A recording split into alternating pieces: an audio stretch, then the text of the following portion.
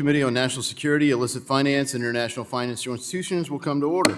Without objection, the chairman is authorized to declare a recess of the committee at any time.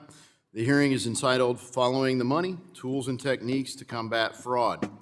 Without objection, all members will have 5 legislative days within which to submit extraneous materials to the chairman for inclusion in the record. I now recognize myself for 5 minutes for an opening statement. I want to welcome our witnesses. Thank you for participating in our hearing today. It's devoted to analyzing investment fraud in the United States and reassessing the effectiveness of tools used to combat fraud in our financial system. Earlier this month, the Federal Trade Commission reported that U.S. consumers lost $5.7 billion to investment scams in 2024. Criminals are increasingly finding ways to bypass U.S. financial regulations in order to scam Americans into draining their life savings for the sake of the criminals' illicit gain. This type of organized fraud transcends both state lines and political divides. These scammers prey on everyday Americans, often our most vulnerable senior citizens. The United States is supposed to have the world's most capable financial intelligence capabilities. We are focused in this committee on national security issues, but we also need to use these resources and capabilities we have more effectively to protect our own citizens.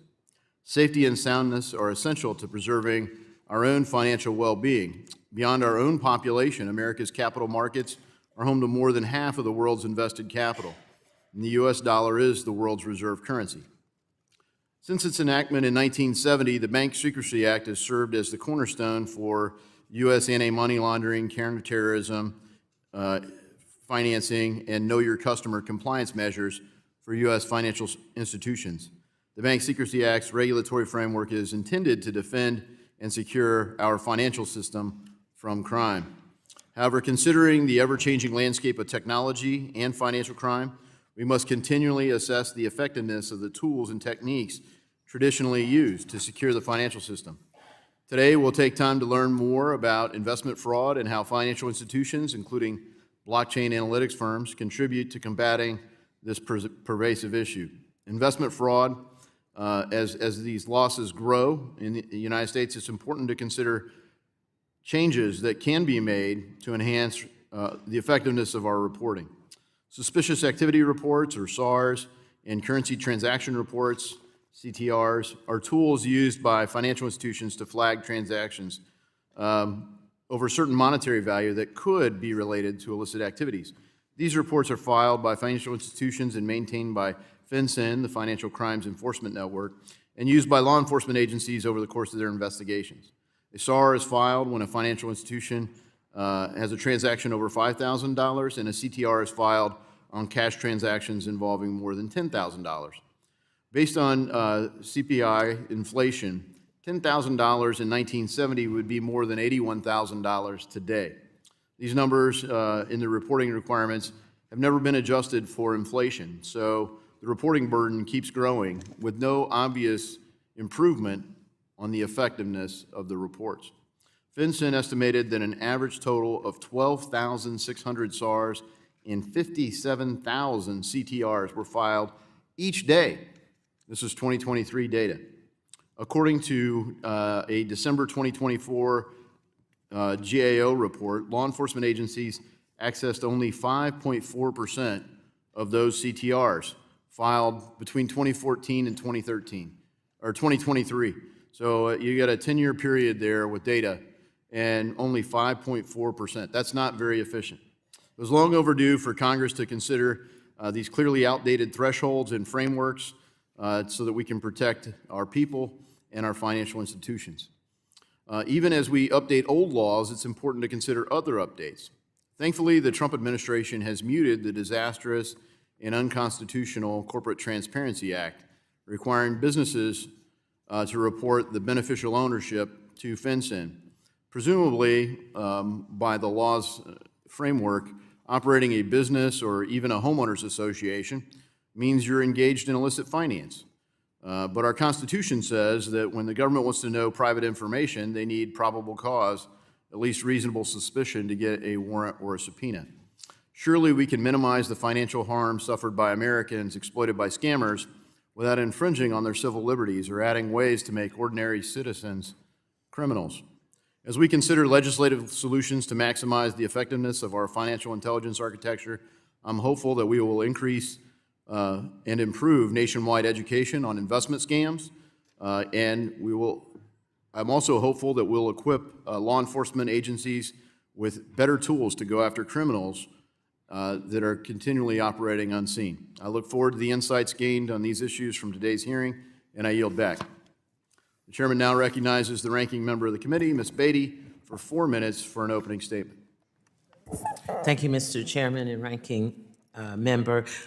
Good morning, and thank you to our witnesses who are here today and for holding this hearing. I want to make sure that we understand today that we really need to have this discussion to combat financial fraud. And it is no secret. We've heard comments from our chair that fraud schemes are on the rise and the bad actors are now finding new and creative ways to defraud consumers. For example, the Federal Trade Commission data showed us that in 2024, American consumers lost more than $12.5 billion to fraud, a 25% increase from the previous year. Our constituents in red and blue districts alike are being robbed of their hard-earned savings, and I'm eager to work with my Republican colleagues to develop sharper tools to deter fraud, folks, and protect American consumers, starting with today's hearing. Although I appreciate the bipartisan approach to tackling this matter, we cannot ignore the stark contradictions between the goal of today's hearing and the Trump's administration rollback of key financial crime measures that would help us detect and deter fraud. The president, along with Elon Musk's Department of Government Efficiency, is trying to unlawfully eliminate the Consumer Financial Protection Bureau, the agency, as you know, that's responsible for protecting Americans from fraud and abuse. The president announced that the United States will no longer enforce Foreign Corrupt Practices Act, the Foreign Corrupt Practices Act, which prohibits Americans from bribing foreign officials. And the Treasury Secretary, Scott Bessent, unilaterally announced that the department will not be enforcing the Bipartisan Corporate Transparency Act, which President Trump signed into law during his first term against U.S. persons, exempting over 99% of the companies Congress intended the law to cover. Gutting the CTA eliminates a critical tool for law enforcement to detect and deter fraud cases that involve anonymous shell companies, effectively making the United States a haven for money launderers, traffickers, and fraudsters. Let me just give you an example. In 2022, 6 individuals were charged with scamming over 20,000 victims by tricking them into paying for tech repair services. Victims paid more than $10 million. I'm going to say that again. Victims paid more than $10 million to bank accounts tied to a network of shell companies. While I join my colleagues on the other side in calling out the need for key beneficial ownership reforms, the administration repeatedly chooses to gut the law entirely instead of working in a bipartisan manner to ease small business compliance burdens. In just 2 months, President Trump has made it easier for financial fraud to devastate hardworking families, particularly older adults, by unlawfully dismantling the pillars of our financial crime regulatory regime. While I, again, appreciate this hearing, I hope the discussion only underscores the vital significance of this regime and the need to preserve it if we were truly to prevent fraud and protect our constituents. And once again, to our witnesses, I hope that you can shed some light on this, and I yield back. I thank the gentlewoman. I now recognize the ranking member of the full committee, Ms. Waters, for 1 minute. Thank you, Chairman Davidson and Ranking Member Beatty, for convening this hearing on fraud. U.S. fraud losses were estimated at nearly $13 billion in 2023. But many think the actual amount is much higher, especially for the 100 million Americans over age 50. Fraud is a serious threat to their secure retirement and well-being. Congress must take financial crime seriously.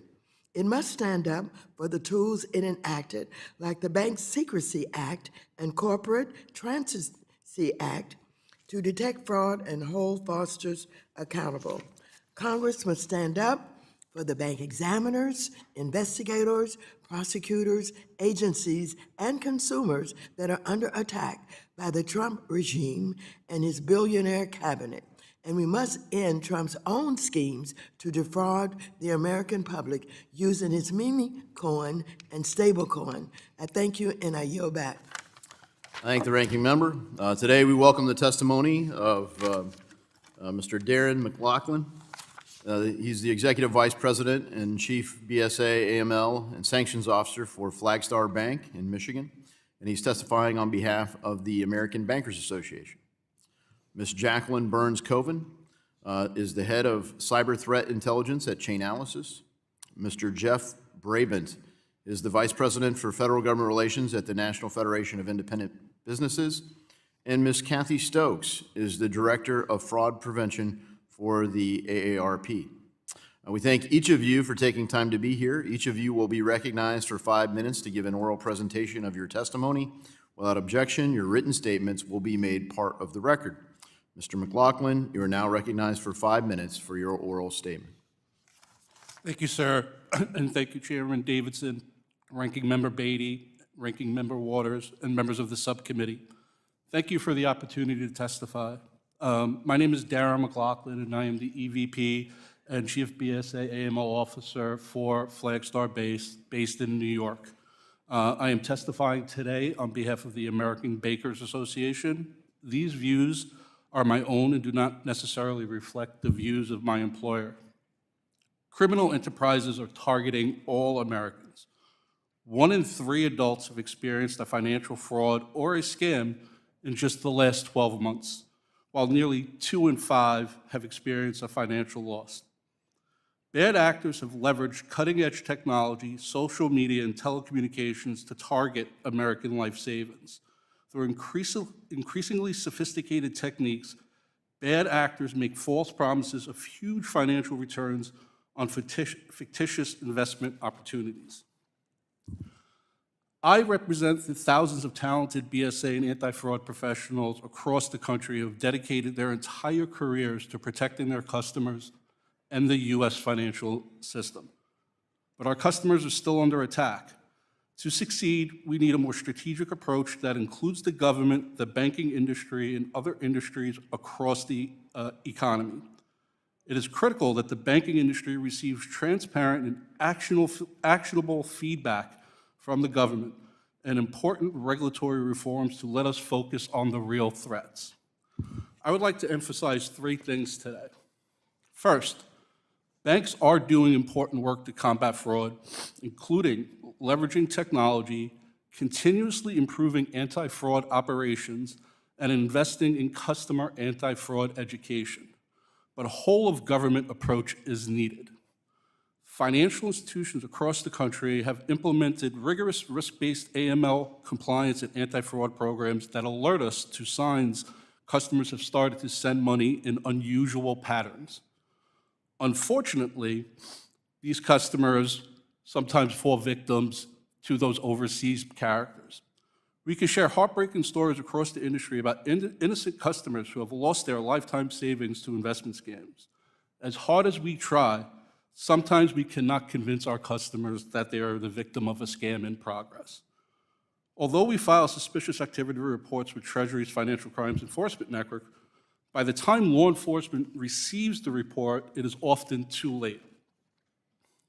A major part of this threat comes from overseas, and these bad actors are using new generative AI tools to increase the sophistication and effectiveness of their outreach. There must be a better approach to tackling this grave problem. Greater involvement by and coordination with the government is essential. Second, banks need timely, actionable data and feedback from the government on priority threats. The federal government has a database bursting with threat information which should be shared with the private sector. Although thousands of SARs are filed, they may not actually reflect criminal or other illicit acts.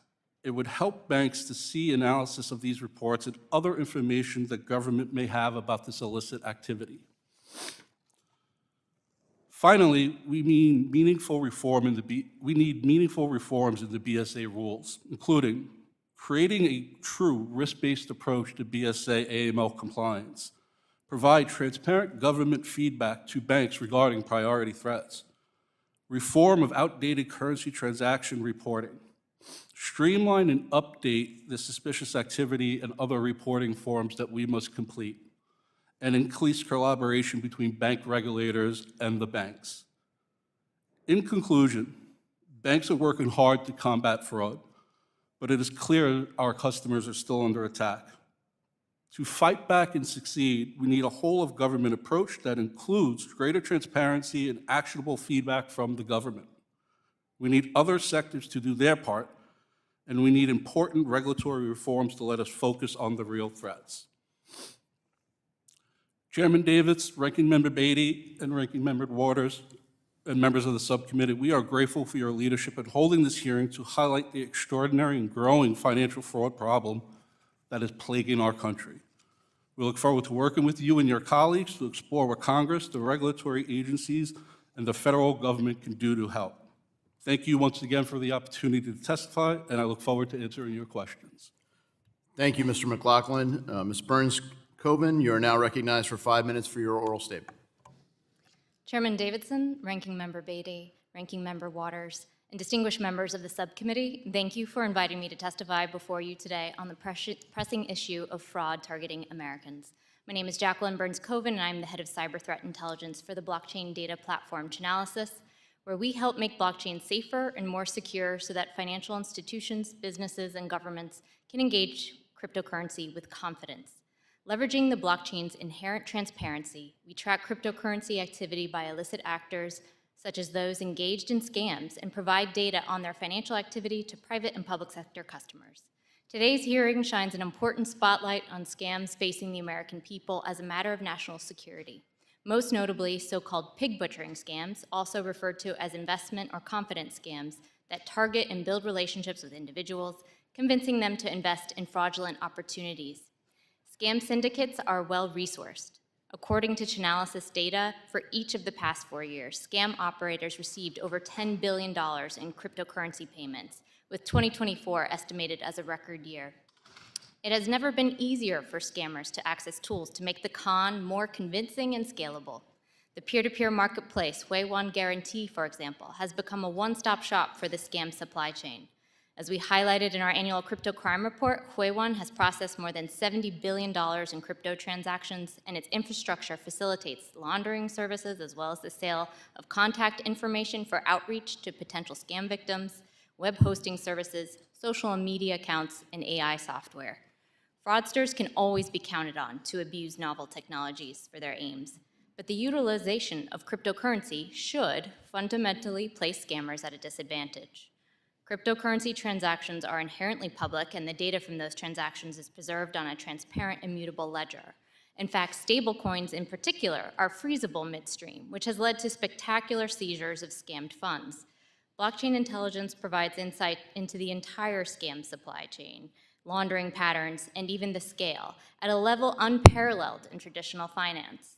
Indeed, a single cryptocurrency payment to a scam can often lead to identifying hundreds of other victim payments of a multi-million-dollar fraud scheme, allowing for a more effective disruption and restitution efforts rather than just one-off criminal investigations.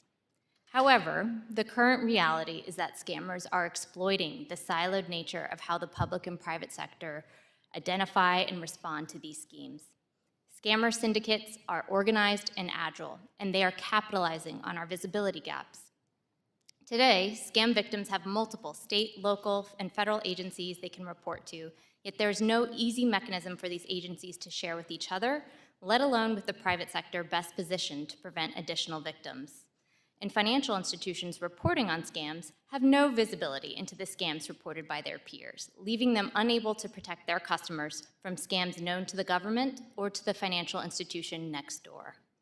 At the same time, private sector entities outside of financial institutions on the front line of scams lack the structures to comprehensively share and receive information from public sector about scam activity that would allow them to take more proactive measures.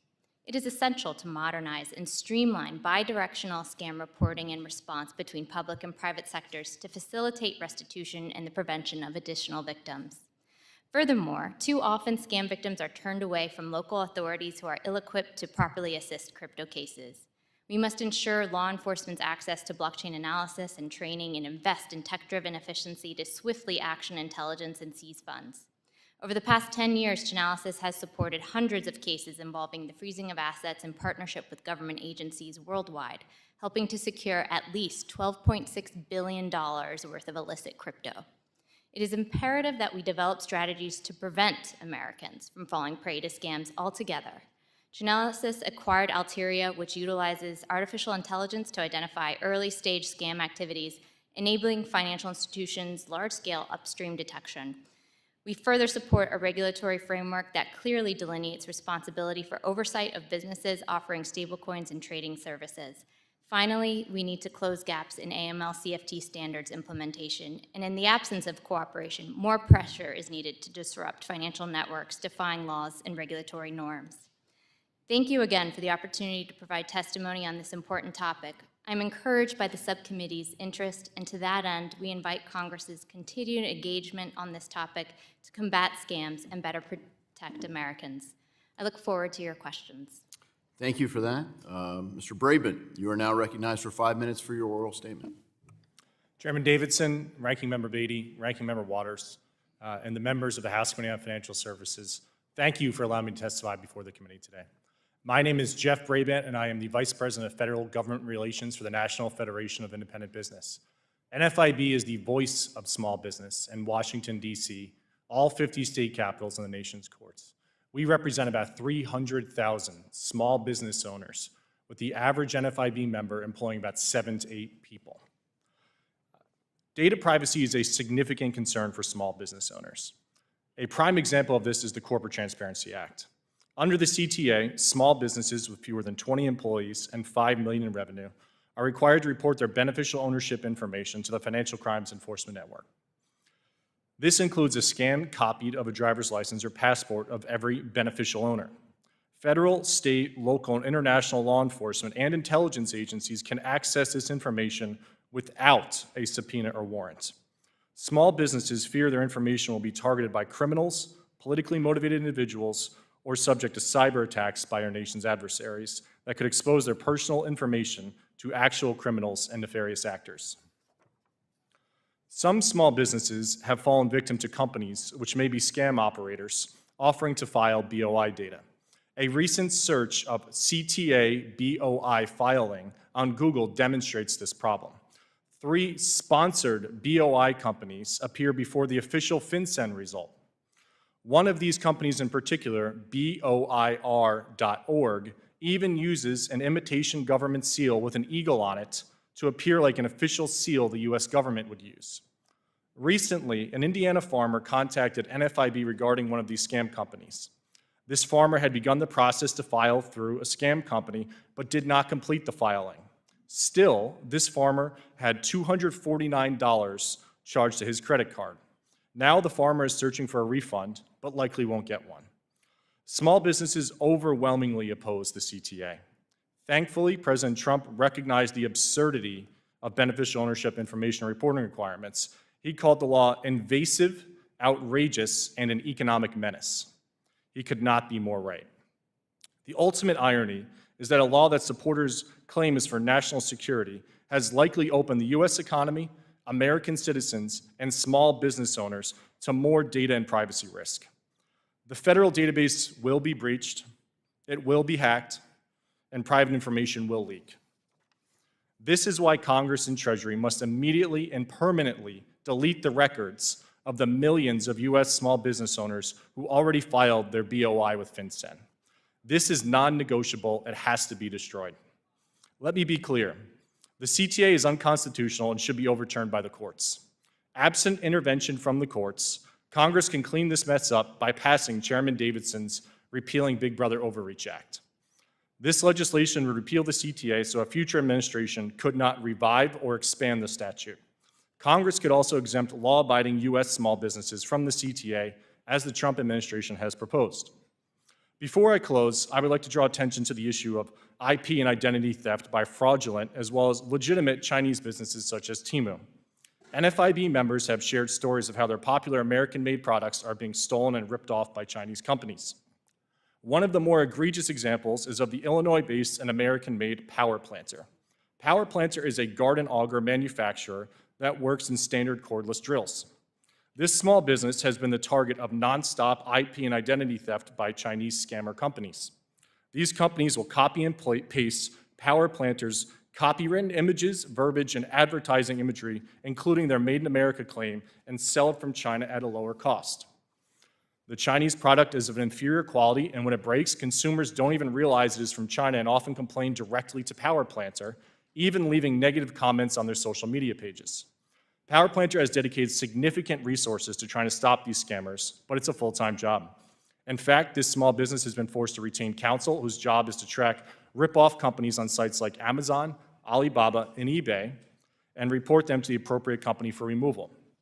There have been instances where Power Planter's counsel has removed several thousand such imposters in a single month. The process of getting the scam company taken down often takes several attempts, and even then, there is often a remedial process where they are allowed to begin selling again, or another company pops right back up and is an endless game of whack-a-mole. These fraudulent companies are taking money out of the pockets of American businesses and workers.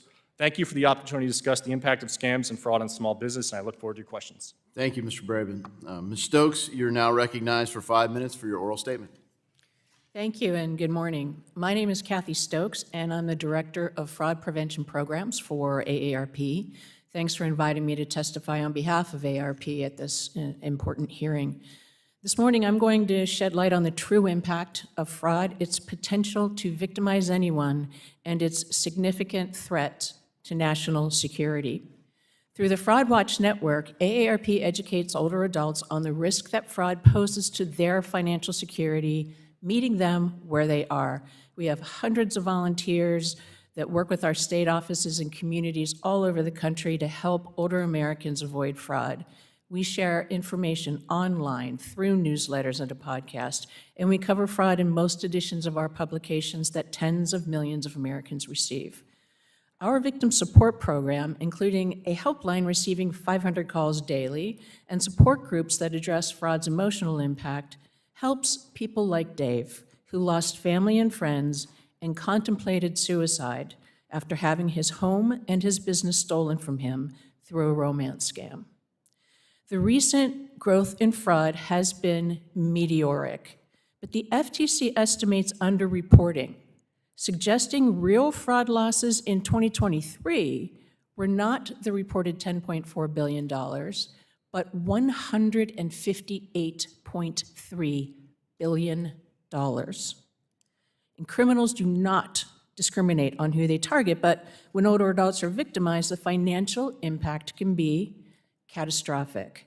These people are financially ruined, they experience emotional and health impacts, often their families are torn apart, and many once financially secure Americans who did the right thing and saved for a comfortable retirement are left to rely on government safety nets.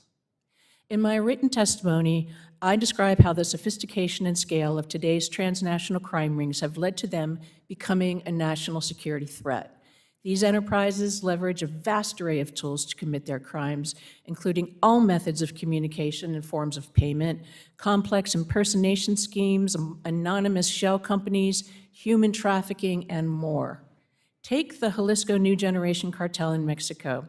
It's using scams to fund things like sending meth and fentanyl across our southern border. Or take the massive explosion of financial grooming schemes, the origins of which are Chinese organized crime in Southeast Asia. Their goal? To cripple the U.S. economy. The reason scams succeed beyond sophistication and scale relies on how our brains work. Criminals know that they can force our brains to bypass logic by getting targets into a heightened emotional state. Criminals call it getting targets under the ether, and academics have shed light on the actual science behind it. Linda, a professor, shared her story with AARP about the day her life was turned upside down when a tech support scam that started with a fear-inducing computer pop-up message led to a 4.5-month nightmare that forced her retirement and saw her buying gold bars and putting them into a stranger's car. When she realized the crime, she said it was like the walls of her house blew down. Now, there's no single solution to the fraud crisis. It will take a whole-of-society approach. For individuals, it's things like better protecting ourselves, freezing our credit, using password managers and multi-factor authentication. For educators, it's focusing on the red flags that are important, but so is training on how most scams come at us and what to do when they do. For industry, financial institutions must continue to innovate on fraud mitigation. Tech companies must build safety and security into product design and manufacturing. Telcos must find a way for stopping the scams over the networks from reaching Americans.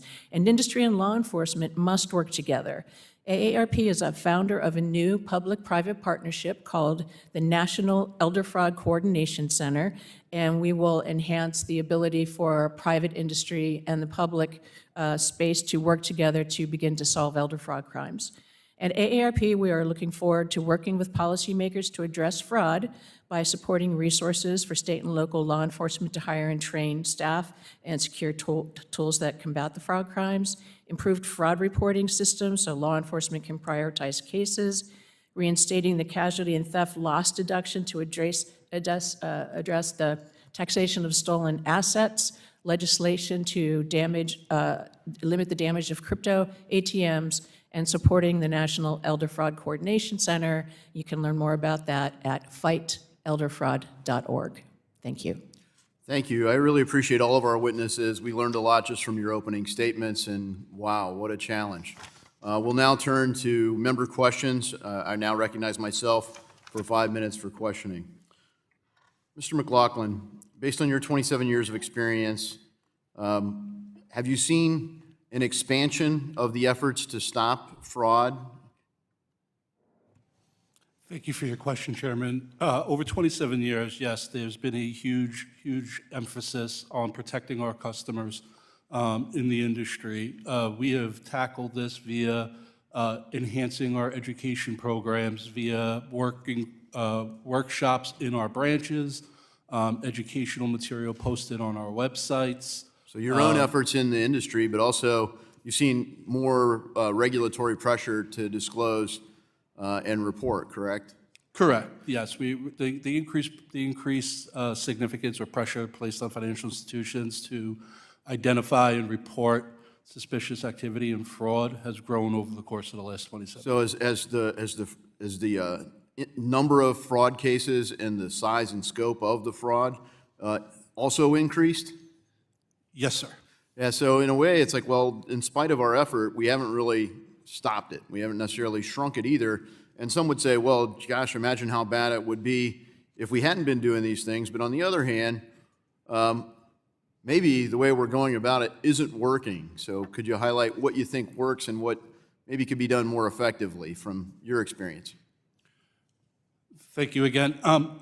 From my experience, what has been working is the increased investment within the public sector on education, on advanced technologies to catch the fraud at the front door, as we call it, before they're able to transact with the institutions.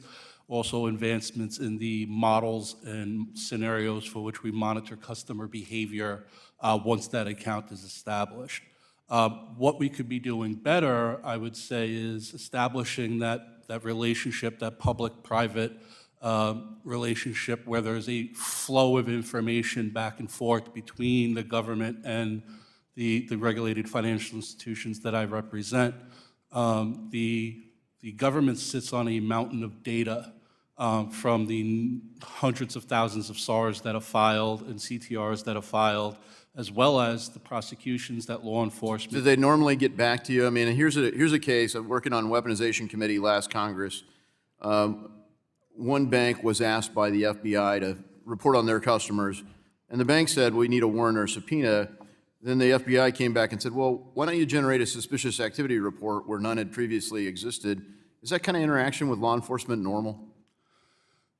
Yes, the financial services and the financial institutions that I've had the honor of working for do have good relationships with law enforcement. However, to protect the laws and the regulations that the financial institutions fall under, we do often, after conversations with law enforcement, request a subpoena to turn over information. Now, it's unusual to receive that type of conversation where a SAR wasn't filed, but usually once the SAR is filed, outreach begins and conversations and flow of data starts happening. Well, thank you for that, and I look forward to working with you all and colleagues to make our system more effective. And I just want to highlight, Mr. Brabant, I appreciate your testimony because not only are individuals being scammed, but businesses are, and especially small businesses.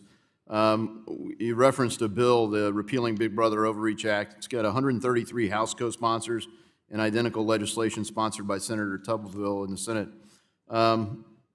In the change that you referenced that the Trump administration's done by focusing beneficial ownership reporting requirements on foreign-owned entities, is that an improvement for American citizens?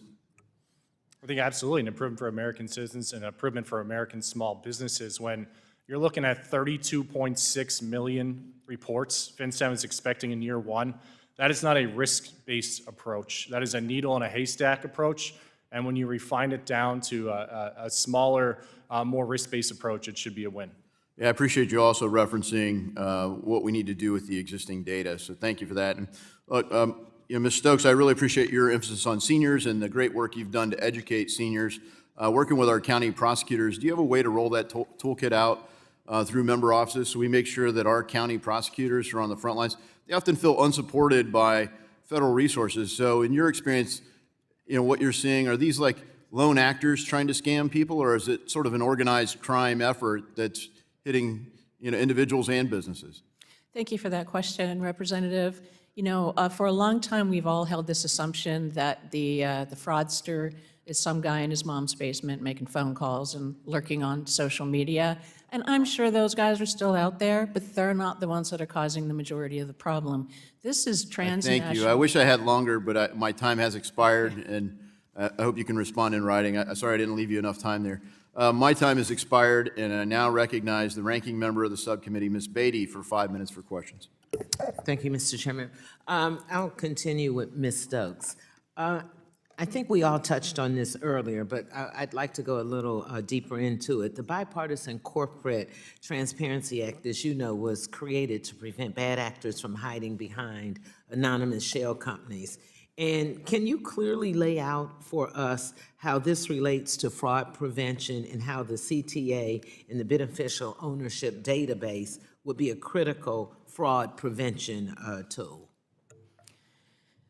Thank you, Representative Beatty, for that question. I think that, I have a lot of opportunity to interact with law enforcement, financial crimes investigators, and I understand from them how critical information is that will help them get to the bottom of the cases. And anything that takes away from that would be a challenge. And, the tools that criminals use are vast. They're, complex impersonation schemes and fake websites, shell companies, human trafficking. There's so many crimes within this crime. Okay. Maybe you can answer this as a follow-up. Can you address how Treasury's recent decision to exempt more than 99% of the companies that Congress intended to cover will weaken our fraud prevention efforts? Thank you, Representative. I can say that anything that is going to reduce information that can be actionable by law enforcement from our perspective when it comes to fraud, that is, it's a crisis, is very problematic. Okay. Mr. McLaughlin, let me ask you this. It's been mentioned several times already this morning that fraud is rapidly on the rise from you, from my colleagues. Each year, American consumers, as we know, are reporting significantly greater financial losses to scams. And we clearly need to take, I believe, a whole of government approach to tackling this problem. And I understand that there are several federal and state and local organizations that play various roles in addressing fraud. But there is currently no one central location for fraud victims to seek help. Can you shed some light on or explain the current disjointed framework and any suggestions you would have for us in Congress that we can instate a streamlined, user-friendly process for fraud victims to report these crimes to? Thank you for your question, Ranking Member. So currently in the industry, we work with several non-for-profits that focus on this, including AARP and other well-established anti-fraud groups. At the local and state and federal law enforcement level, we also interact because we all believe that this is something that's growing that we need to tackle. So there are working groups that are established. There are conferences that are held where the idea sharing occurs. There's also a greater need for transparency in the actual anti-fraud movement. When financial institutions in the public sector file suspicious activity reports or file with the Adult Protective Services when it comes to elder exploitation, there is very little time do we get feedback on the information that we provided to see if it was actionable for those agencies. So the sharing of knowledge back and forth would allow us to actually target specific threats to our customers and our population. So centralizing a fraud group within law enforcement or a regulatory agency would give our customers a central point of contact, but also allow the financial institutions as well to have a central point of contact to continuously build upon the programs that we have. Okay. I might have enough time for either one of you to give us any insight on how fraudsters are using social media platforms to lure victims in. Ms. Stokes, Mr. McLaughlin, anything on that? Thank you for that question. Yes, social media is one of the biggest vectors for fraud, and we see so much harm coming from them, yet we don't see a concerted effort to take down the social media profiles that are there and are known to be related to scams, and a lot more needs to be done by that industry to... My time is almost up. Yes or no, is that something that Congress should be looking into, you believe? Yes. Okay, thank you. Thank you. The gentleman from Oklahoma, also the chairman of the Task Force on Monetary Policy, Mr. Lucas, is now recognized for 5 minutes. Thank you for holding this hearing, Mr. Chairman, and thank you to our witnesses for testifying today. In my regular meetings with bankers across my home state, the issue of fraud is one that often comes up. They're on the ground, they're seeing the people in their community being taken advantage of. It's unfortunate then that oftentimes federal agencies place reporting burdens on our financial institutions rather than trying to get it through to the problem. Mr. McLaughlin, how does it affect your communities, our communities, I should say, when our credit providers have to spend all their time complying with what some might define as burdensome reporting requirements? So we have finite resources available to us within the public financial institution sector. So when increased burden is placed on us, we have to make certain risk-based decisions as to where to deploy those resources, where to spend money on our investments in technology and other operational efficiencies that we can garner to continuously focus on the mission of catching as many bad guys as we possibly can. So when we get more burden in terms of more checkbox exercises, that just means we have to expend more resources to tackle the job. If I could follow up on that question, oftentimes our credit providers are the first to notice when something goes wrong. And I recently met with bankers again in my district that told me countless stories of how they were able to identify fraudulent activities and protect their customers. Bankers are allies in detecting fraud, but they're not responsible for enforcing the law, and they shouldn't be asked to do so by the federal government. So, Mr. McLaughlin, could you expand on how could we support our financial institutions that are targeted by these crimes? I'm going to go back to, and thank you for your question, I'm going to go back to the transparency between local, state, federal, law enforcement, regulatory agencies, and FinCEN. The access to data and allowing the smart individuals that we have working for us and data scientists across all sectors, allowing us to analyze the data to focus on the threat at hand instead of having us focus on check-the-box exercises that many financial institutions face today would be a huge step forward. Turning to you, Mr. Brabant, I've heard again from a number of my small businesses across Oklahoma that are worried about the increased administrative burden that many reporting requirements place on them. And small businesses, by definition, have fewer resources to devote to these lengthy and elaborate reporting regimes. Can you talk about the harms of overly broad reporting mechanisms? How to do rulemakings like the previous administration's rule on beneficial ownership actually hurt our efforts to stop fraud? Yeah, when something's overly broad, it's extremely challenging. For example, you have the substantial control prong in the definition, which is essentially defined as substantial control. The previous administration defined it so broadly to be senior staff. So if you're a restaurant manager and you have no ownership stake, you probably have substantial control. One of the challenges when you're a small business owner is, well, what senior staff do I have to put in? FinCEN doesn't clearly define this, so you're worried about going to jail for 2 years because you might not have put enough senior staffers in. And it's a real challenge, and then you have to ask yourself, how pertinent is this information that's being reported that has sometimes just staff out there with no ownership control at all? Ms. Burns Koven, you've worked in this industry from various vantage points and have seen the ebbs and flows of the financial crime operators.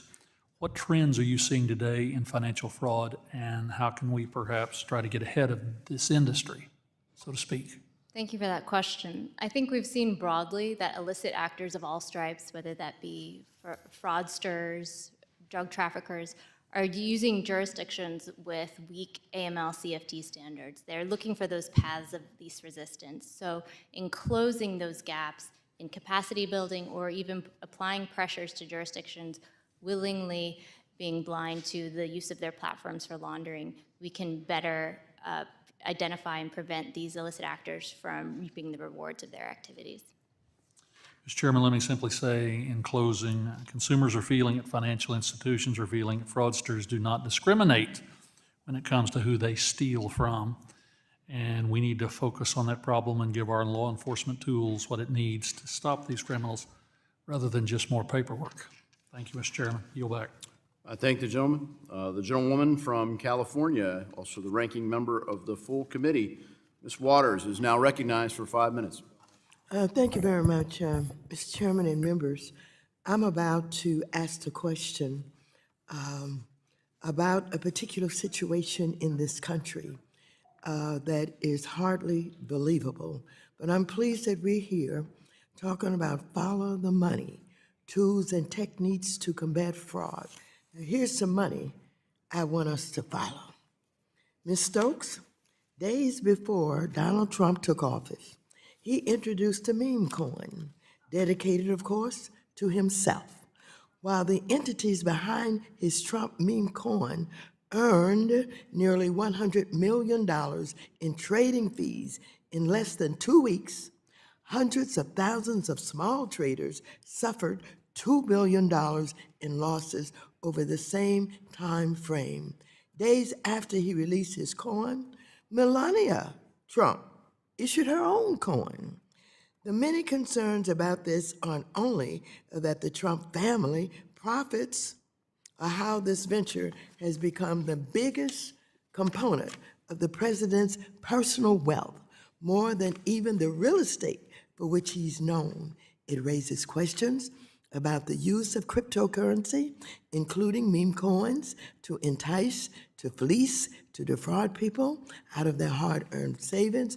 Further, at the same time that Donald Trump is offering his meme coin and other cryptocurrency products to enrich himself, his regime is considering the rules that will define how cryptocurrency is regulated. They're in charge. It also comes at a time when Trump and Republicans are working hard to lower, even to remove barriers to fraud and financial crime.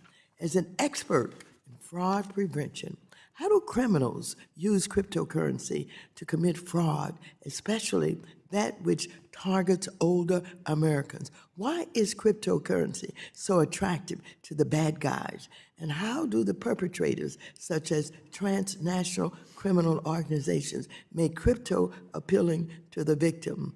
And by the way, not only has the president created this coin, Mimi coin, he's also involved with the company on stable coins, because we're negotiating stable coins right now. In the middle of our negotiations, he's creating his own company on stable coin. What's going on? Well, thank you for that question, Representative Waters. I do know that when cryptocurrency is in the news, the criminals follow. So this does create tremendous opportunity because everyday Americans don't really understand what crypto is. They don't understand that its value is simply based on supply and demand. So the investments can seem really attractive. We're seeing two ways that crypto is showing up in the fraud space. One is crypto investment schemes where people are having everything stolen from them. That is the goal of the criminals, to steal every penny from every victim. And the other is the use of crypto ATM machines. You probably see 12,000 of them around the country. They're in vape businesses and grocery stores, and the criminals are convincing the victim of an urgent matter that they have to address, and they have to go to the bank, they take out wads of cash, and then they walk over to these crypto ATM machines, and they put $100 at a time into these machines, taking sometimes hours, which is risk in and of itself. And then they send the money to who they think is going to help them, and it goes into the wallet of a criminal. Wow. Well, thank you. Let me move on. We know that anonymous shell companies are a common tool used by fraudsters to facilitate their crimes and to launder the proceeds of their bad act. For example, 2 Chinese nationals were arrested for allegedly leading a scheme to launder $73 million in proceeds from cryptocurrency investment scams. The victims transferred millions of dollars to U.S. bank accounts opened in the names of over 70 U.S. shell companies whose apparent purpose was to launder the proceeds of the fraud. Similarly, the leader of a large-scale timeshare resale scam was sentenced to prison for defrauding more than 1,000 victims, many of them elderly, out of their millions, using a network of fake front companies in cities across the country. This examples abound, and I would like to submit for the record a fact sheet from the Transparency International U.S. that describes how these corporate entities registered in the United States are abused for a range of fraudulent purposes. The Trump regime, with the help of my colleagues across the aisle, are trying to make such fraud schemes easier by gutting the Corporate Transparency Act, which helps the government unmask who truly owns or controls these shell companies. Enough. And I know I Without don't have objection, any more time. I yield back. I'll accept the gentlewoman's submission without objection. The gentleman from Texas, Mr. Sessions, is now recognized for 5 minutes. Mr. Chairman, thank you very much. Before we go too far, I want to acknowledge the gentleman, the Honorable Jack Fields, former member of our Texas delegation, who was the ranking member of Energy and Commerce when he retired in 1996, is with us today. And Mr. Fields, I want to thank you. You've been a guardian of moving America forward for a long time, and I think as you watch what's going on and have since you've left, you've seen where the things that got developed also have a downside to them, an underbelly that we're speaking about today. I want to, if I can, go to anybody in the panel. I've read the testimony and also the things which we have prepared, Mr. Davidson's great staff, about the overview. And increasingly what comes out today is we have a problem. And I think we have seen and heard this. What has federal law enforcement done to mirror up to try and stop this? I know there are working groups. We heard there's a national elder fraud a task force you're trying to gather together as an industry, what agency is the lead that you would look to? Anybody?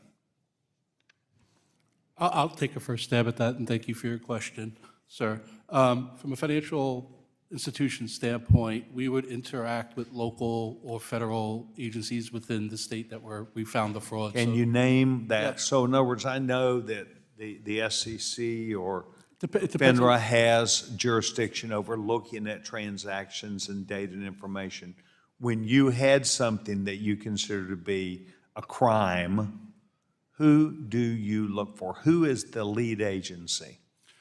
Again, thank you for your question. It depends on the fraud that we're seeing. So if we're seeing check or financial fraud, we would contact the Secret Service in some cases because they sit within the Department of Treasury and have that exposure.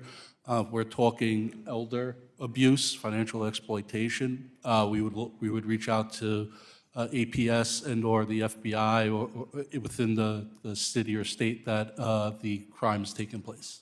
Have we, as members of Congress, through the law, made it clear to not just consumers, but really the industry about have we streamlined that? Do you know who to go to in a given circumstance?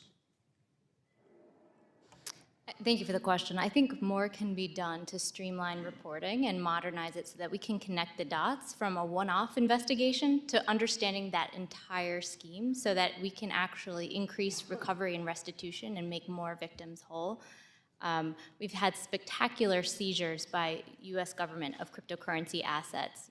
Chainalysis has worked with governments around the world seizing over $12.6 billion worth of illicit crypto, but more needs to be done to upskill and train at the state and local level to ensure those departments that are the first line of response oftentimes for victims are well equipped to understand and act quickly to pursue these cases and seize those funds. Well, I'm well aware that many U.S. attorneys and other agencies within law enforcement want to look at minimums. It's not big enough for them until it gets to a certain stature. And I've heard testimony, which I believe is true, unless you go and plug a circumstance and challenge someone, they're going to continue these things. And I think that it's important that what the chairman is doing here, that we do pass this piece of legislation that I got on yesterday. But we also have to have that translate to the Department of Justice, to law enforcement, that actually we honor them and ask them to please understand more about this. I think as they look at the crime, they also see what might be called MOs, method of operations, of how people do this, that then the feedback comes to you, which was talked about. We fill out these reports and we don't hear anything back. We're not sure whether what we're providing is enough information, whether it was specific information. And I think some success stories would go a long way to do that. I think that I'd love to have this subcommittee delve into that angle of what we need to do better to incent law enforcement to want to do that, whether it's us paying attention or gathering things together. I want to thank you, Warren, for doing this hearing. I think it's most instructive about our job as members of Congress to warn people, in particular seniors. I yield back my time, Chairman. I thank the gentleman, and the gentleman from California, who's also the ranking member of the Task Force on Monetary Policy, Mr. Vargas, is now recognized for 5 minutes. Thank you very much, Mr. Chairman, and thank you for holding this hearing, and I also thank the ranking member. And I also thank the witnesses. Thank you for being here today. I think it's been very, very informative. I do have to call out, though, right at the beginning, when a lot of my colleagues on the other side like to talk about unconstitutionality or illegal acts, it's funny that none of them seem to call out the executive orders of President Trump. In fact, interestingly, a Republican-appointed judge, Judge John Koffner, said this, that one of the orders is blatantly unconstitutional. Because I have a difficulty understanding how a member of the bar could state unequivocally that this is a constitutional order. it boggles the mind. And again, I think it's important to call that out because I know we've heard time and time again, since I've been here, the CFPB is an illegal bureau. It went all this way to the Supreme Court, and certainly the Supreme Court didn't agree with my colleagues. And so I think that has to be called out. So I call it out. I do want to ask this. There seems to be a contradiction in what some of you have been saying today. It's interesting. If you listen to what some of you said, says the government has a whole bunch of information and they ought to give it to us. And sometimes in real time so we can help them solve this fraud problem. And then I hear from somebody else saying the government has too much information, and this information, in fact, could be hacked, and then that would be very detrimental to us. I mean, it seems that that's what I heard. Did I not hear that? I mean, let me go first to Mr. Brabant. I mean, it sounded to me like you were saying you're not confident with some of the information the government holds. Yeah, absolutely. If the beneficial ownership information database went forward, to have over 32 million driver's license photocopies of small business owners, which would make it a hacker's dream to get that information from an identity theft perspective. Right. In fact, we see right now a lot of the complaints that we're getting about DOJ is they're trying to get into people's private information that no one knows why they need it. And then it seems, and not for a negative purpose, you guys want to stop fraud, but it seems like you're saying the federal government has a whole bunch of information, and we'd like to have it in real time so we can stop this fraud. Well, it seems like it potentially could be a massive invasion of privacy. How do you reconcile that? Yes. Thank you for the question. You know, the folks that I represent, the thousands of dedicated anti-money laundering and fraud professionals, care for our customers' data just as much as everybody else in the industry. However, we have a responsibility to our customers to collect data and collect illicit threats on our customers to do things like transaction monitoring. Well, no one disagrees with that. But I have to tell you, I come from the perspective that I think banks try to do the right thing with this information. I don't think they want their clients to be defrauded. I don't believe that at all. I think you guys are trying hard. But I'm not one of these guys that thinks the government are the bad people either. I think the government attempts to do the right things too. Sometimes it falters like anybody else. But it does seem like you're asking for a lot of information, private information, that a lot of people would have a problem with you having, especially, in fact, I'm kind of surprised some of my colleagues on the other side didn't call that out. They're usually pretty good about this privacy stuff. But I mean, it seems like you're saying, hey, give us a whole bunch of this information back. I mean, isn't there a conflict there? Again, thank you for the question. It's not a conflict from the financial crimes perspective.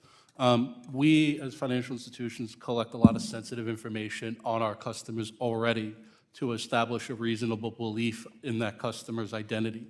The information I'm looking to, and my folks in my industry are looking to partner with, is a secure transmission of information that has been used in a financial crime outside of the institution that we are employed by. No, I get that. I get that. The government has a lot of information. You'd like some of that too. And I mean, I don't know. It seems to me that could be a massive invasion of privacy. I'm surprised that my colleagues on the other side haven't called that out. I do want to say one thing, though. You talked about the financial fraud with the farmer. If the CFPB was still in order, we could still go after that. In fact, right now when they're calling about fraud, no one answers the damn phone. So we have elderly people, we have people in the military, veterans in San Diego that call the CFPB, and there's nobody on the other side of the line. And that's a problem. With that, I yield back.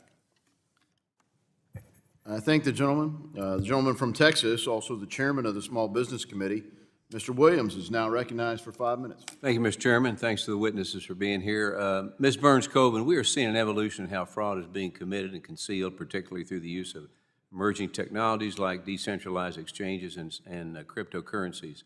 These tools are not only being exploited by traditional scammers behind investment funds and pig butchering schemes, but increasingly by sophisticated transnational criminal organizations, including Mexican drug cartels that are adapting their tactics to evade the detection. In many cases, these groups are bleeding fraud proceeds with other illicit revenue streams and using crypto infrastructure to obscure the origin and flow of funds. Now, from your advantage, what trends are you seeing in how fraudsters, both individual and organized, are using these technologies to evade AML controls? And how is your organization working with the private sector and law enforcement to stay ahead of these evolving threats and ensuring we can continue to track down these criminals effectively? Thank you for the question. And we're able to track these cartels purchasing fentanyl precursors from Chinese dealers who are primarily operating in cryptocurrency. We're seeing illicit actors adopt cryptocurrency for the same reason it's being used for legitimate purposes, because it's stable, it's liquid, it's fast. Any technology we can count on fraudsters to abuse. And luckily, we've been able to track some of these fentanyl dealers and Mexican cartels, but they're early stage in cryptocurrency, and they are not expert launderers, which provides excellent opportunity for intervention. I want to highlight the Eastern District of Wisconsin for forfeiting $5.5 million in cryptocurrency associated with cartels and Chinese fentanyl precursor dealers. So there's a number of cases where we see this over and over at the federal and state and local level, and we need to make sure that state and local investigators are equipped to be able to identify and track these payments. Okay, thank you. One particular area of concern of mine is how government-related reporting requirements such as FinCEN's beneficial ownership information rule may be putting small businesses and their owners at risk. The rollout of BOI reporting under the Corporate Transparency Act has required millions of small businesses to navigate a complex new federal compliance system, often for the first time. Unfortunately, bad actors are using the requirements of the rule to exploit business owners through emails, fraudulent websites, and scam calls impersonating FinCEN. I applaud the Trump administration for scaling back its harmful requirement, recognizing the disproportionate burden and security risks that this rule has placed on small businesses, but there are still bad actors we must protect small businesses and entrepreneurs from. So, Mr. Brabant, how has FinCEN's BOI reporting requirements opened up small businesses to the threat of fraud and scams, and how can Congress better protect small business owners from BOI-related fraud? Thank you, Congressman. The first one I discussed earlier is filing scams themselves. When you do a Google search, the first several results are not going to be from FinCEN. They're going to be from BOIR.org, who has what looks to be a government seal with an eagle in it. And some of these sites are charging $400 to file, and then small business owners have no idea if their information's actually being filed. And then, of course, there is the question of when you have a copy of your driver's license in a database, and there's tens of millions of driver's licenses in there, it's only a matter of time until that information is leaked or hacked, and that opens up significant identity theft risks. Thank you. I've got limited time, but Mr. McLaughlin, could you elaborate on how the current filing burden of SARs and CTRs are affecting community banks, and how can Congress provide financial institutions some relief from these burdens while still giving law enforcement the information and tools that they need? Thank you for your question. I think the burden needs to be shifted to a risk-based approach that's in an alignment between regulatory agencies, law enforcement, and the financial institutions. Check-the-box exercises are a drain on resources across the industry, and it's demoralizing to the institution, the folks that I represent, that we are not focusing on the threat, the real threat to our customers, but rather we are taking part in check-the-box exercises to get the machine of filing SARs or CTRs out within the regulatory expected SLAs. Okay, thank you. I have Lee on my time back, Mr. Chairman. Thank the gentleman, and the gentleman from Illinois, who's the ranking member of the Financial Institutions Subcommittee, Mr. Foster, is now recognized for 5 minutes. Thank you, Mr. Chair, and to our witnesses. I'd like to talk a little bit about identity fraud, and particularly the role of digital identity systems and maybe ameliorating some of that. You know, states like Louisiana are using digital driver's license to keep kids off porn websites and things like that. And so I guess my first question, Ms. Stokes, what fraction of the frauds really at some point against seniors involve identity fraud, where someone's representing themselves online as someone who they're not? Thank you for that question, Representative. It kind of goes two ways. So identities that have been stolen and used fraudulently can be used for a whole range of things. But when we're talking about what's happening online, people don't need a stolen identity to pretend who they are. I mean, it's too easy. You can create. So I guess, yeah, the question is that if it became sort of standard practice, when someone contacts you, sends you an email, text message, contacts you with social media, to just give a little token that says, here is the proof that I am the legally traceable person. Yes, thank you, Representative. And there are activities underway in the industry to try to come to that, and I would think that would benefit everybody. Yeah, just, it seems like when, I guess, one of you mentioned the error message on the screen that sort of triggered a big relationship that was just completely fraudulent. And if became standard practice, and then you can contact me, someone can send me an anonymous text, and I'll just assume it's coming from some AI-generated trash. But if they're willing to identify themselves, then I'll pick it up even if I don't recognize the name. And it seems that's a much healthier way to end up with this wave of identity fraud that we're seeing. Now, another thing, a lot of you have mentioned the need to catch this at the front door and the use of technology. And one of the new pieces of technology that may become important are these AI personal assistants and companions that are really, in some cases, even simple robots that seniors fall in love with when they get into memory care situations. Or just, the taxi driver I know spends his day in conversation with an AI, asking him questions about, sports scores or how the wildfire's doing.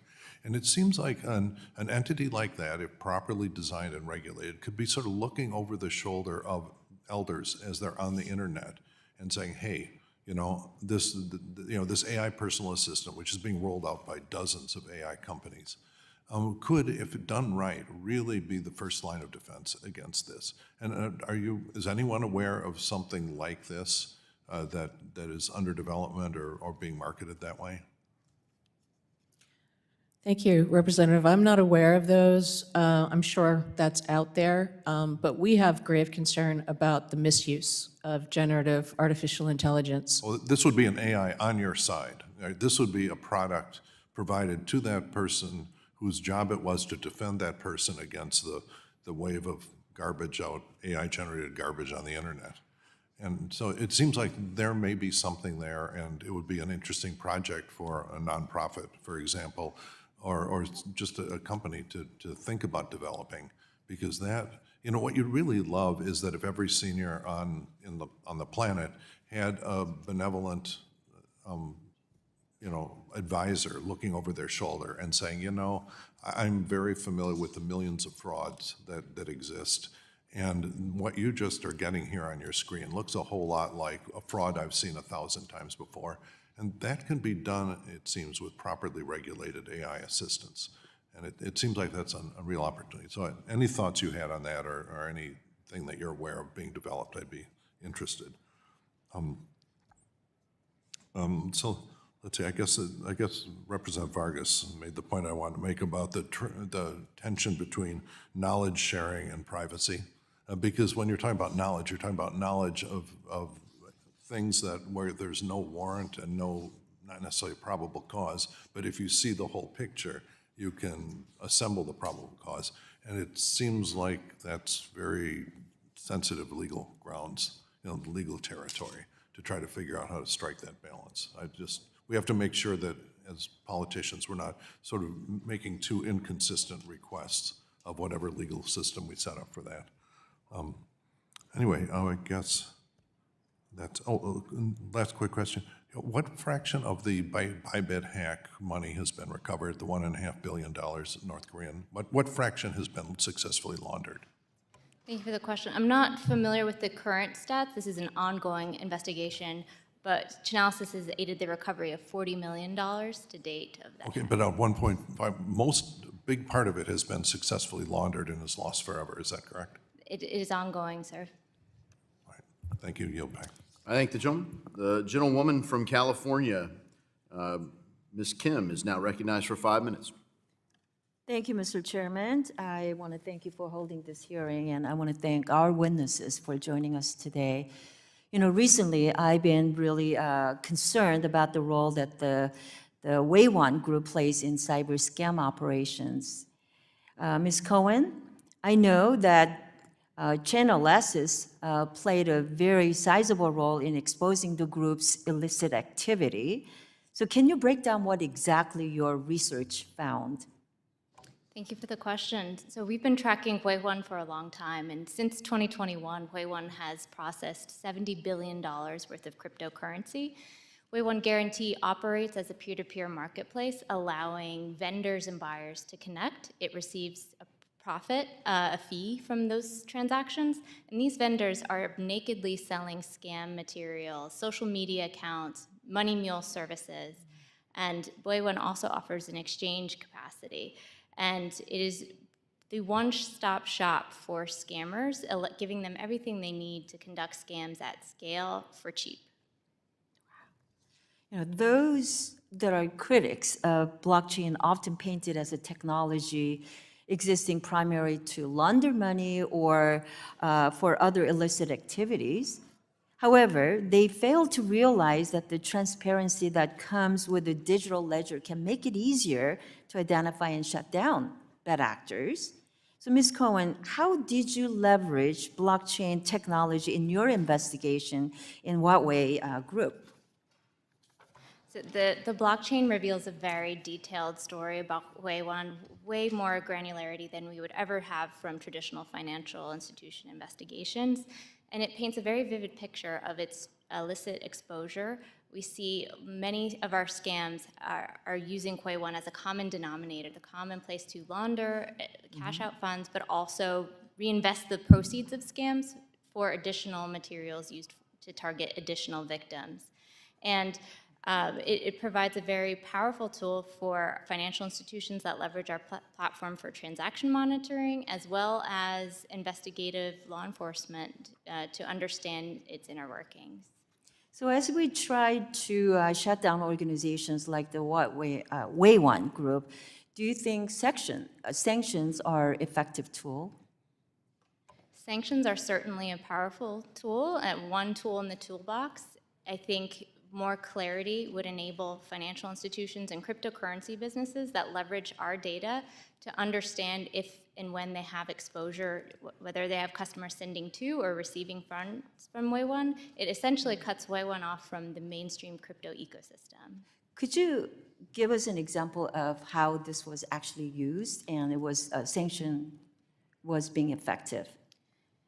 Sanctions have been most effective when coordinated with law enforcement, that 1-2 punch of not only designations, but also takedowns. Just last month, Garantex, which is a sanctioned Russian service, persisted despite sanctions. Certainly, any cryptocurrency business with receiving from or to Garantex has the ability to block those transactions effectively. Mm-hmm. And what we're now examining is, because Garantex has been blacklisted, it's potentially rebranded. But it allows us to follow the money trail to identify that next iteration. Even when they're in jurisdictions that are not compliant with Western law enforcement, we can still impose cost, we can inject friction. Thank you. You know, I want to shift gears now and focus on the burden that suspicious activity reports have become on community financial institutions. So, Mr. McLaughlin, I want to ask you the questions. For community banks that have smaller regulatory teams, how much harder is it to complete the SARs with the level of details that is required? Thank you for your question. So the burden on a smaller financial institution versus a larger institution is greater. At a larger financial institution, there's an investment in automation and other ways to make the investigative process and the SAR filing or CTR filing process more automated and faster. At the community bank or smaller financial institution level, the burden is on the person. The person has to basically write the who, what, where, when, how, and why the activity took place, and in great enough detail so that we're turning over SARs to the law enforcement that is considered actionable intelligence. We do not like getting feedback that we need to amend SARs or things like that to provide more data. So we look to provide as much data up front so the law enforcement can take it, but it is a very burdensome process because at that level of institution, there's not a lot of automation that takes place. Right. Well, thank you very much. I yield back. Thanks, Ms. Kim. The gentleman from Illinois, Mr. Caston, is now recognized for 5 minutes. Thank you, Mr. Chairman. Mr. McLaughlin, first I just want to state the obvious. You currently have systems in place, right, to block, freeze, reject any transactions and report them to OFAC if they're done by shady characters, sanctions evaders, child traffickers. Is that a broad yes? Yes, sir. Okay, I'm glad to hear it. You'd be in trouble if you said anything else.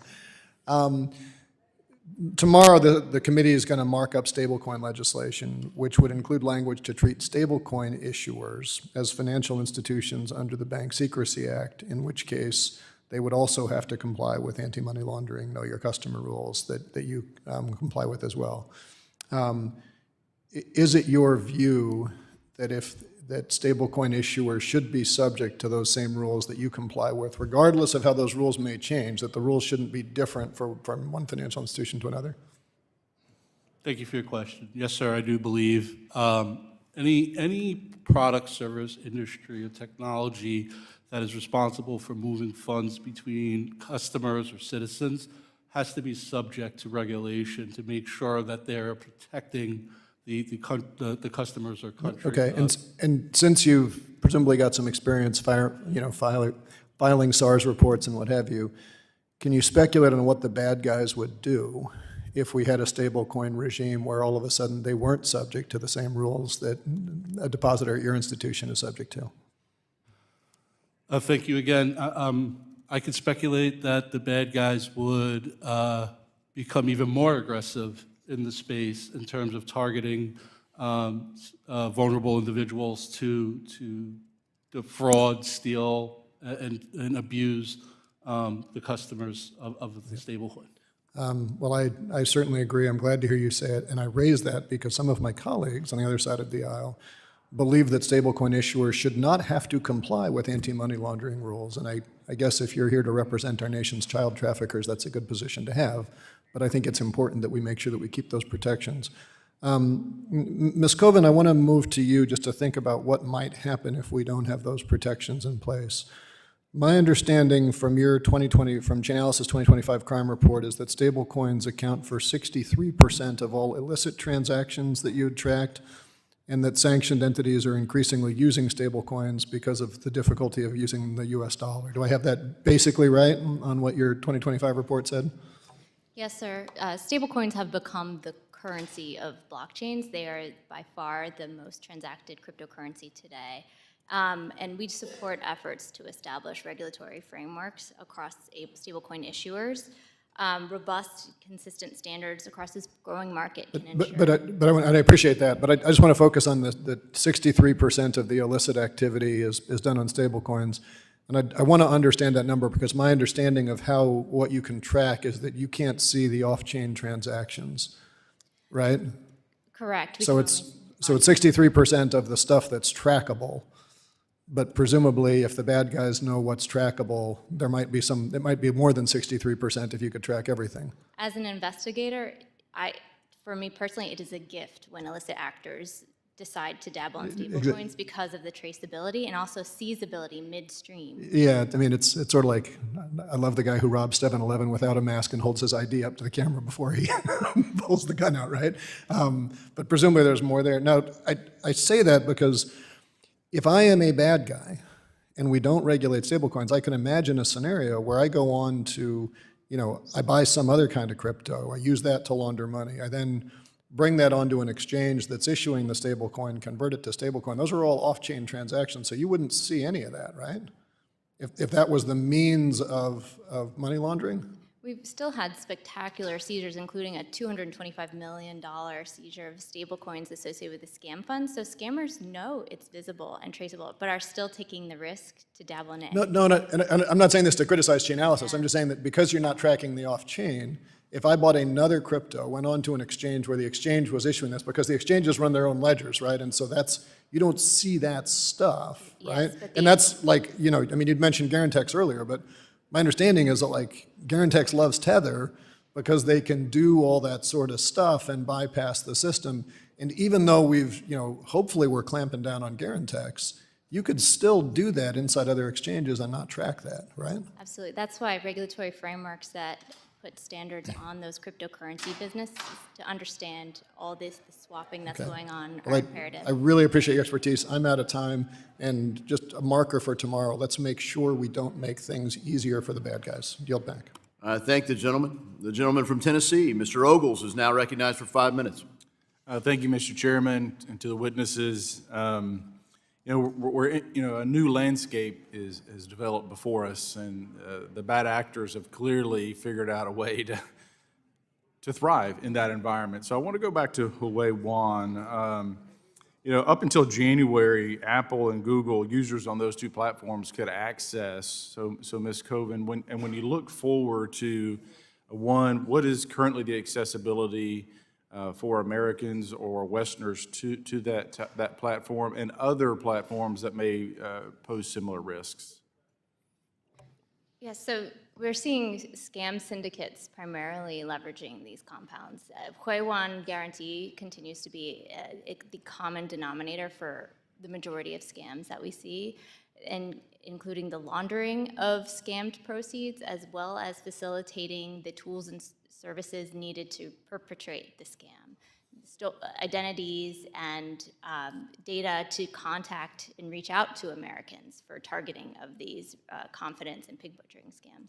So if you could wave a magic wand, what would be your fix? What would be the defense, that firewall that we put up here to protect the end user, the Americans, from this type of scamming activity? So Chainalysis has flagged Huawei in our product so that financial institutions with exposure to Huawei can make risk-based decisions on funds going to or coming from that platform. More regulatory pressure on institutions that are flagrantly abusing or flouting regulatory norms is important. Closing those gaps for AML standards is important because this jurisdictional arbitrage is certainly occurring. Now, obviously, this is focused in China, but what about, are there other nation states that you have concerns about who are doing similar or learning from other bad actors and scaling up to, quite frankly, abuse Americans? My apologies. Certainly, if Huawei didn't exist, there would be other jurisdictions, other services ready to take its place. And so we need to continue to use blockchain analytics to understand where these funds are going and where the illicit users wind up having success laundering funds. Well, back to this platform, when you look at the child trafficking that's taking place and the movement of dollars, there's been, again, the bad actors have leveraged this technology to monetize the abuse of individuals, but in particular children. Again, what are next steps in combating that, being more aggressive in that space as this is becoming really a plague of our society? So these scams are operated by organized criminal syndicates involved in not only scamming, but gambling, child trafficking, sex trafficking, and being able to find those centers of gravity, inject operational friction, deprive them of funds, the seizing funds, and also being able to cause them to be a pariah in the ecosystem is incredibly important. But we need that blockchain analytic capability to understand where the funds are going and identify those behind it. So in other words, go after the money at the end of the day, right? Yes. Mr. Chairman, I'd love to get, when you talk about the regulatory regime that our colleague from the other side, I'd love to get your thoughts over the next my remaining time on what you envision as a regulatory regime for stablecoin, and quite frankly, the caution that we must, how we must proceed with caution, and so that we don't disrupt a marketplace that can be a benefit to the market, but at the same time, understanding that there's victims in the process. Yeah, I think thanks for the dialogue here, but I think Mr. Kasten's concerns about illicit finance are well placed, and it highlights that the technology is changing. Stablecoins are a little different way, and that's why our witness from Chainalysis, I think you did a great job answering. Hey, we like when things are on chain. We can follow it even easier. And when I'm talking about things in my other committee in foreign affairs, a lot of the things that we're looking at with non-state actors that are, circumventing our sanctions, which are things our committee does. doing those kinds of things on chain are more traceable in a lot of ways. That's exactly what we want. Sometimes we don't even want to turn off the flow of cash immediately. We want to be able to follow the flow so that we can actually target, in the case of warfare, kinetic targets. And then in the case of going after organized crime, we don't necessarily want the guy working out of mom's basement. We want to know who he's reporting to. And so the question is, are those tools better? We're going to talk about that in a lot of ways. Thanks, Mr. Ogles. The gentleman's time's expired, and he's yielded. And the gentleman from California, Mr. Liccardo, is now recognized for 5 minutes. Thank you, Mr. Chair. Thank you to our witnesses for all this information. The hearing, of course, is captioned "Follow the Money," and I used to be involved in prosecuting drug traffickers and human trafficking as a federal prosecutor and later as a DA. And certainly I had plenty of challenges following the money when we knew there was information being provided by entities that was false, that would conceal who the actors were and who was controlling them, and most importantly, who was getting the money from the criminal enterprise, because we knew those were the folks who were really running the show. I'll give you a quick example. I remember a Cuban national who was controlling a major human trafficking enterprise in Southern California, of course, using entirely U.S. corporations filed under California and other states' laws with U.S. citizens, essentially, ostensibly being their officers.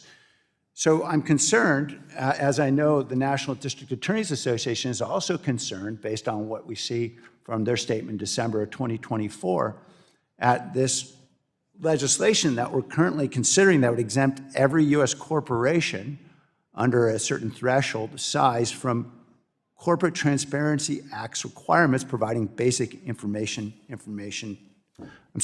basic ownership information to FinCEN.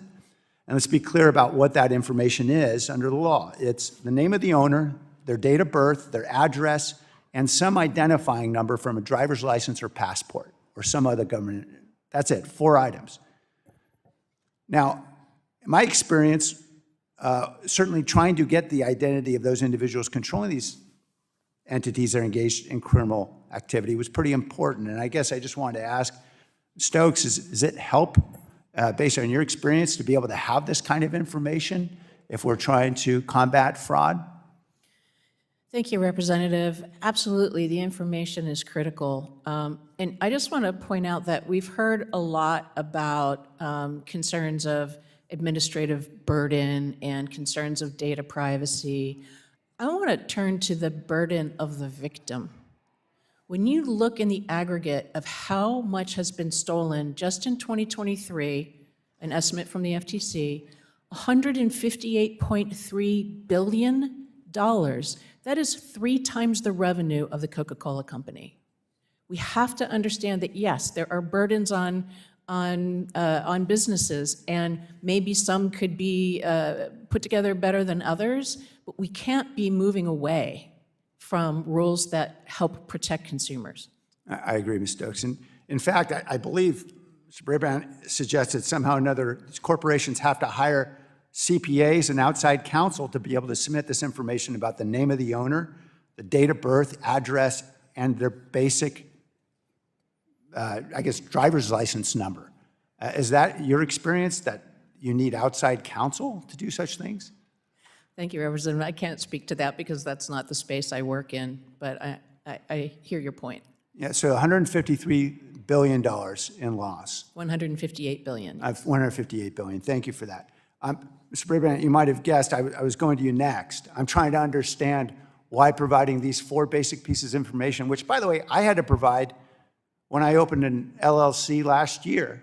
Any bank would require it. It's pretty basic information. What is the extraordinary burden involved here? It's also a photocopy of a driver's license, but it's that information. The challenge is the substantial control prong. And I think one thing that's getting lost here is that every bank already has this. So this is a duplication of the customer due diligence rule, which already exists. So every single LLC that has a bank, if the bank is doing its job, they have this information. What this is really And what about happens is if the FBI bank has doesn't want to individuals who are involved in the criminal activity? Wouldn't you want that information in the hands of those who are investigating criminal activity, not those who may be Anyone complicit? who's investigating could subpoena the bank for it at any time. And what happens if you're just investigating for the first time? And you actually need to know who you can subpoena. You don't know exactly where to go because you don't have ownership information to begin with. I mean, you raise concerns, for example, about criminal threats to these companies, but in fact, the law is very clear under Title 31. Penalties only accrue if you're fraudulently reporting this information, willfully and fraudulently reporting information that is false. And somehow or another, you've cast this as some kind of great criminalization of corporate America. How can that be? That's a knowing and willing standard, which is usually in the eye of a prosecutor. Not knowing and willing. It says willfully provide false or fraudulent. That's what the statute says. Not knowing, it says willfully. Let's be very clear about what the statute says. The gentleman's time has expired. Thank you. The gentlewoman from Florida, Ms. Salazar, is now recognized for 5 minutes.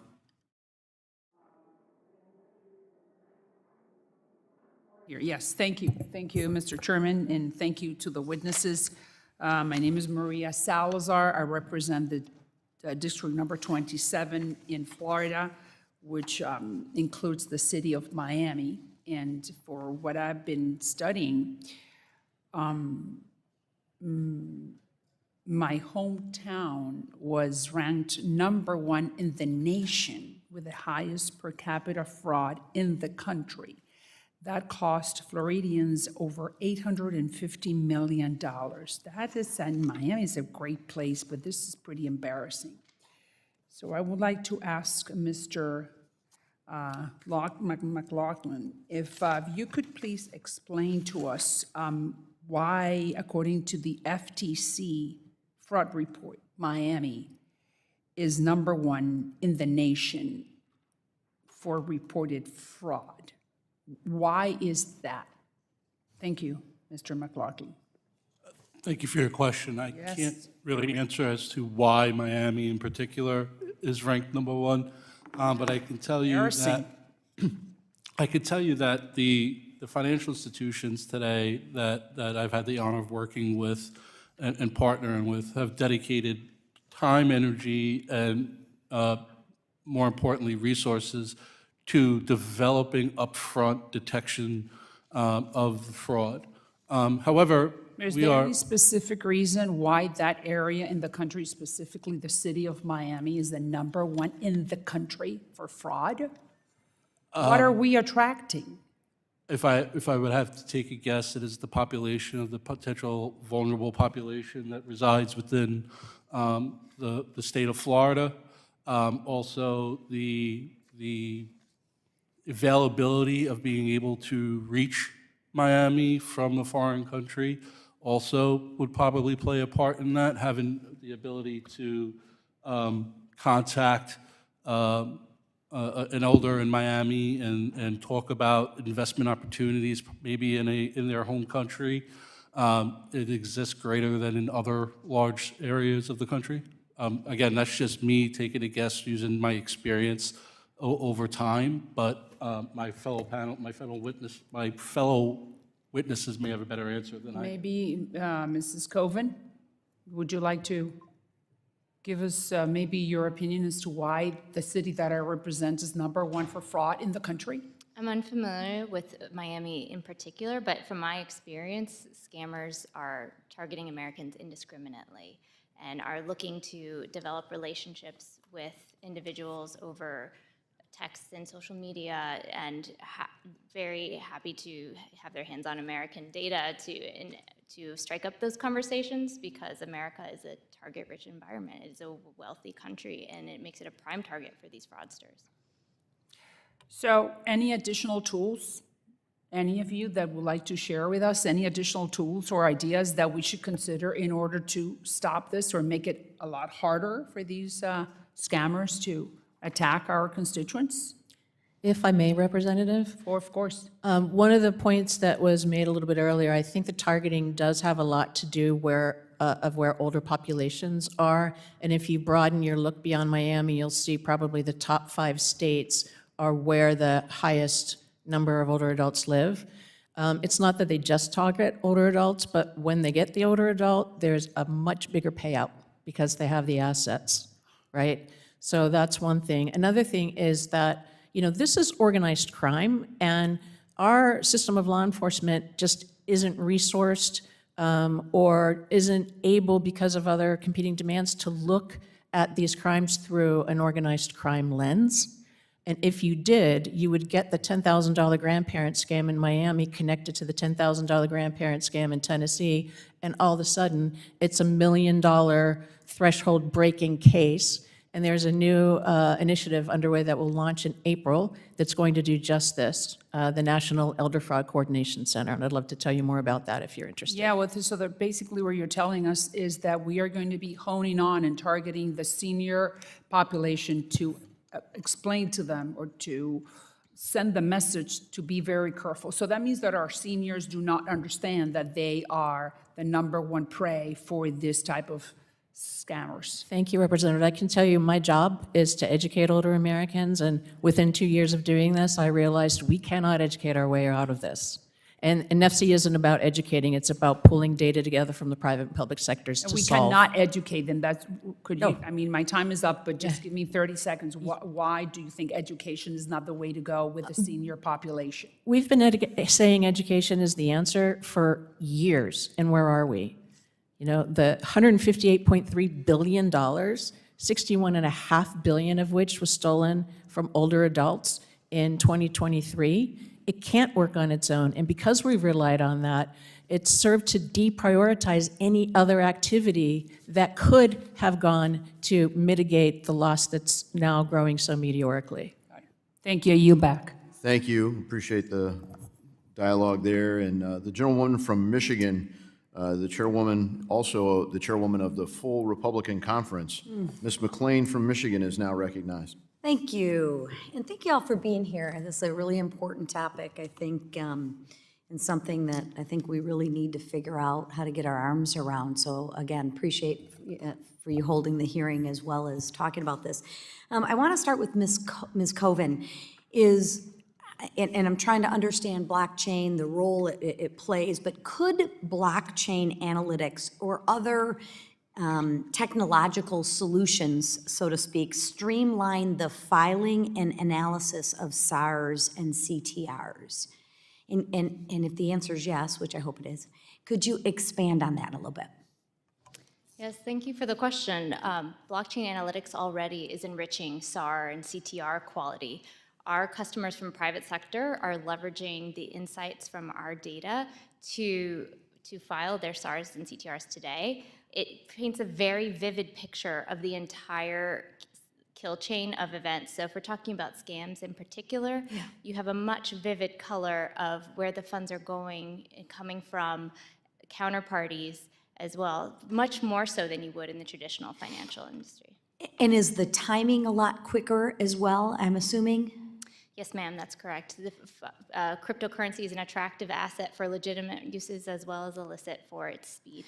I mean, in my opinion, we have all these government or agencies and we have these rules and regulations, and at times they're so cumbersome and at times overburdening for the businesses where I think the businesses are trying to do the right thing and people are trying to do the right thing. It's just the volume is so immense, right, that it just takes time to go through that. So one of the biggest advantages I see, and I'd like to get your opinion on this, is the time, because to your point, the timing is crucial on when we find these. Could you talk a little bit about the timing of this and the time frame, how the time frame is shortened? Yes, so we also provide real-time transaction monitoring, allowing financial institutions to get alerts on funds incoming or going off their platform, and they can be alerted in real time to these funds. So really time is at the essence, and current processes, reporting, information sharing is painfully slow. And even though cryptocurrency and the blockchain enable tracing and freezing, time is really at the essence. We have to make sure that those insights are delivered in a timely fashion. Do you have any measurables on that? No, ma'am. Okay. All right, just curious. Thank you. Mr. McLaughlin, how can FinCEN improve its communication and feedback mechanisms with banks and blockchain analytics firms following SARS and CTR submissions? Could you talk a little bit about that? Sure, and thank you for your question. Everybody could probably tell, the point of a lot of the things I've said today is creating an open and transparent two-way communication between the public and private sector so that we could begin focusing the resources that we have on the threats that our customers face on a daily basis. So working with FinCEN to establish a working group or a task force or whatever terminology you want to throw at it, would allow us to begin establishing and doing data analytics on what the government is seeing, and what law enforcement is seeing, and what the private sector is seeing, so that we can begin putting pen to paper on what a true risk-based approach means for financial crimes across the board: fraud, money laundering, sanctions, and terrorism finance. Are you getting any pushback or running into any roadblocks on that? I wouldn't say roadblocks or pushback. I think with the increased scrutiny that all of you are bringing to light today, I do think we are seeing across the industry a knowledge sharing exercise taking place, whether that be informally or formally. But more work is needed. I think when we look at things like the FFIEC manual and the revisions there, I do think a public, private, and law enforcement type engagement would allow us to put down what the actual requirements are, so that we could point to the crimes that we're trying to capture. And are you getting any pushback on that public-private partnerships? Personally, with the folks that I work with, no, it's just not official. It's it's at outside the hallways here or at a convention or a conference that knowledge sharing really exists. Thank you. With that, Mr. Chairman, I yield back. I thank the gentleman. The gentleman from Iowa is also the vice chairman of the committee. Mr. Nunn is now recognized for 5 minutes. Well, Mr. Chairman, thank you very much for putting this important hearing together today. We all know that in my home state of Iowa, in the heart of the heartland, my senior citizens are probably target number one for the scams. It's happening across not just Iowa, but the entire country. I'm proud to say that the U.S. is also probably the best place for innovators to come to the forefront and really be the superheroes in the story of fighting back. In November, the Department of Justice used blockchain to freeze approximately $225 million that were used in a human trafficking scheme. However, even amongst this technological situation, we remain challenged for most of our state and local law enforcement entities to get an opportunity to play, as Mr. McLaughlin, you just highlighted. One victim back in my hometown in Iowa, a 68-year-old veteran, lost over $100,000 to a scam. And challengingly, local law enforcement couldn't even begin to help. That's why today, Mr. Chair, I'm introducing the Bipartisan GUARD Act to give state and local law enforcement agencies access to the technology they need to combat these financial fraud, crimes, and pig butchering scams. So let's get started on this. Ms. Cohen, I know that you and I are on the same page here because in your testimony, you emphasize the need to train more people on things like blockchain, those digital rails in which the future of technology is going to operate on here in the United States. This is exactly what the GUARD Act, my bill, attempts to accomplish. So I understand that your company has trained people on these technologies, both at the state and even down to the local level. Can you briefly walk us through some of the examples and if there's been stories of success here? Yes, thank you for the question, and I'm sorry to hear about your constituent being defrauded. It's a story we hear all too often, unfortunately. At Chainalysis, though, we do work with over 70 state and local governments around the country, and we have seen astounding successes when law enforcement is trained and equipped properly. And we have only scratched the surface, unfortunately. And particularly with the proliferation of these types of scams, we need to better equip state and local law enforcement to understand how to handle these cases and connect a single fraud victim to a wider network and increase chances of disruption and recovery. Jackie, I think you really highlight a point here that this has happened in the physical world before, and we've had good game plans to go after it. You know, what our GUARD Act bill is aiming to do is to create these fusion centers of best practices at the federal level, marry them up with local law enforcement agencies, and provide those level of resources to really go after that so that, you know, an Iowan who loses 100,000 or a New Yorker who loses $1 million all have the same access to the same resources. Is this what you've seen through your experience to be a successful solution? Yes, sir. We should have every advantage because these scammers are leveraging cryptocurrency, but time is at the essence. And what we have seen in working groups and small-scale operations is that when private and public sector are together, sharing information dynamically, we can turn that wealth of information into actionable insights quickly and have stunning successes. Thank you, Ms. Cohen. Ms. Stokes, I want to thank you and your incredible team at AARP. You're on the front line not only guarding our seniors, but you've helped bridge this to be a bipartisan effort. Our GUARD Act is really brought together by Mr. Gottheimer and myself, a Republican and a Democrat, but really working for the best interest of the American people here. I'd like to, one, ask how could retirees benefit from a local law enforcement that would have access to these greater tools that a GUARD Act could provide so they can get to know about blockchain, understand how financial fraud works, and really address the sources of these crimes to stop the number of victims we're seeing? Thank you, Representative, and AARP is very proud to support the GUARD Act. I think it's critical.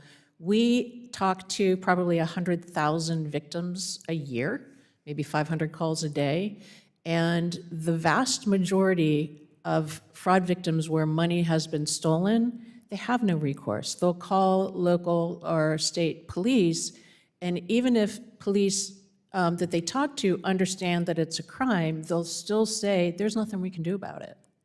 And sometimes don't even take the report, which is a challenge in and of itself. So anything that we can do to not only provide the tools, but importantly to train local and state law enforcement on things that they simply don't have the training on right now would be of great benefit to our constituency. Well, thank you, Ms. Stokes. I want to again say thank you to AARP for helping lead this, because it's not only my seniors who want this, it's every American who needs this, and no one more so than my local law enforcement who want to be able to help our own community get better. This gets us in the right direction.